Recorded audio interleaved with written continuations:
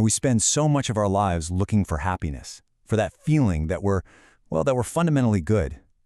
But what if we've been looking in all the wrong places? What if that feeling isn't something you have to achieve, but something you just have to notice?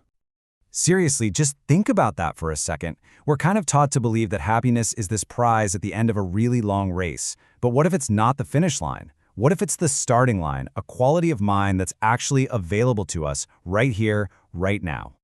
Right? We're always looking for it out there, in that next promotion, in having more money, or buying that new thing. But the ideas we're going to explore today suggest that the real source is so much closer. It's not in our bank account or on our resume. It's right here, inside our own hearts. So this gets us to the core idea of merit. A lot of us think of it like some kind of cosmic scoreboard, right? You do good things, you get good points. But that's a huge misunderstanding. Merit isn't some reward you get later on. It's a state of being you can feel this very moment.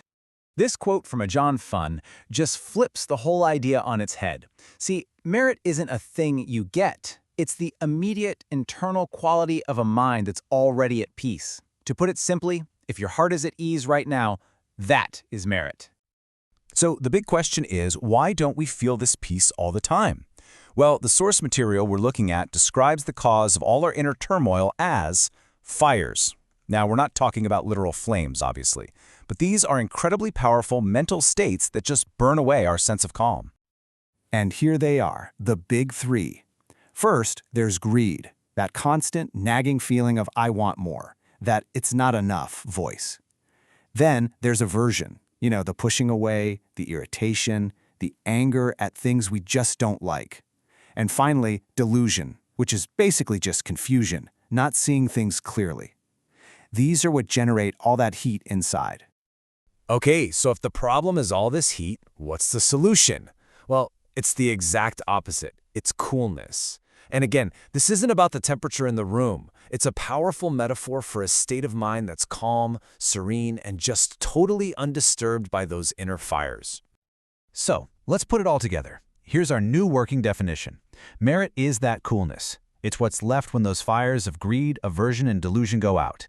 It's not something you have to build from scratch. It's the mind's natural state when the agitation is gone. Okay, this all sounds great in theory, right? But what does it actually feel like? How do you know if you're experiencing this coolness? What are the actual signs you can look for in your own mind? Well, we're told there are 4 really clear signs to look for. A mind that has what's called a Buddho quality, and we'll dig into that in a second. A mind that's free from all that irritation, one that feels light and easy, and one that is just fundamentally quiet and orderly. So let's break these down. First up, that Buddho quality. Think of it like this. An agitated mind feels kind of withered and tight, troubled.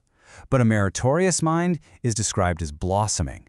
It's bright, it's aware, it's cheerful, and it's open. The second sign is this incredible feeling of lightness. There's actually a term for it. It's chita lajuta. And it's so true, isn't it? When your mind isn't weighed down by all that wanting and anger, your body literally feels lighter. The things you have to do, your work, it all just feels less like a heavy burden and more like a natural, easy flow. All right, so what's the big deal? Why does any of this matter in the real world? What's the payoff for finding this inner coolness and quiet? Well, it turns out that a quiet mind has this incredible power to actually shape our world around us. It's like a chain reaction, really. It starts inside. When your mind is quiet, not all stirred up by those fires, your words and your actions just naturally become more skillful, more orderly. And then that order starts to spread outward, creating more peace in your job, with your family, in your entire life. I mean, this quote, it just cuts right to the heart of it, doesn't it?